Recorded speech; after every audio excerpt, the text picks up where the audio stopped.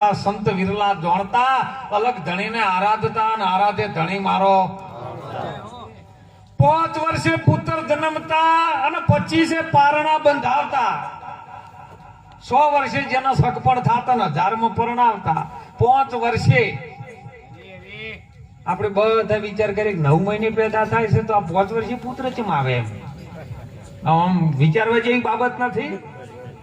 5 વર્ષે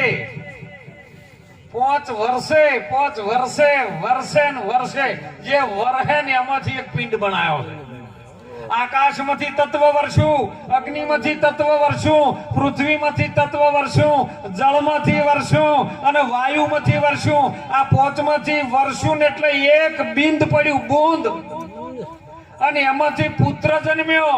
5 વર્ષે પુત્ર જન્મતા એ તમે જુઓ તો ખરી, 25 પારણા બોધતા, એક તત્વ સાથે 5 પ્રકૃતિ જૂટીને 25 નું પારણું હાલતું ચાલતું થયું.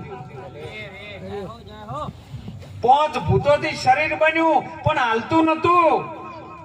એના સાથે એક તત્વ સાથે 5 પ્રકૃતિ એટલે પારણું બંધાણું શરીર હાલતું ચાલતું થયું. અરે 100 વર્ષે હગ પણ થાતા.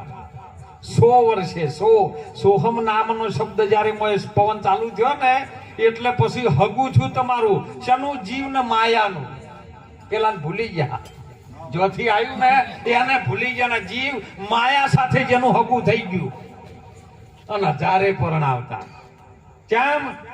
હોના ગુણા 10મો ભાગ લઈ લીધો તમે. 10મો ભાગ જે પરમાત્માને આલવાનો હતો કોઈ નહીં આલ્યો.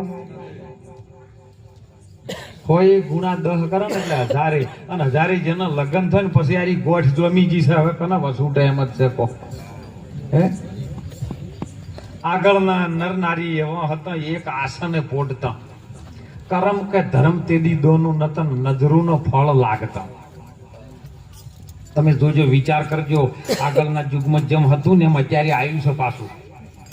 આપણે ઘણી વખત વાત કરીએ છીએ અને ઘણી વખત રામાયણની અંદર એવું શાસ્ત્ર બોલે છે કે ભાઈ રાવણ પુષ્પક વિમાન લઈને આકાશમાં ઉડતો હતો. તો આ પેટ્રોલ ને ડીઝલ ની ગોત તો 200-250 વર્ષ પહેલા થઈ. તો આ ડીઝલ વગર વિમાન ક્યાંથી ઉપાડતો હતો? આજે આખો દાડો આપણે તપાસ કરી, રામાયણમાં બધાને કથામાં કીધું કે રાવણ પુષ્પક વિમાન લઈને આકાશ માર્ગે જતો તો એ વિમાન ડીઝલ થી ઉડતું હતું, પેટ્રોલ થી કે ગેસ થી? તો તમને હાલ ખબર પડે કે આ સોલાર થી બધું ચાલે છે, સૂર્યના કિરણ થી ચાલે. સોલારમાં જે લાઇટ ઉત્પન્ન થાય, હાલ કરંટ ઉત્પન્ન થાય, એ સૂર્યના કિરણ થી તપે એટલે એમની અંદર થી કરંટ ઉત્પન્ન થાય. તો એ વખત સૂર્ય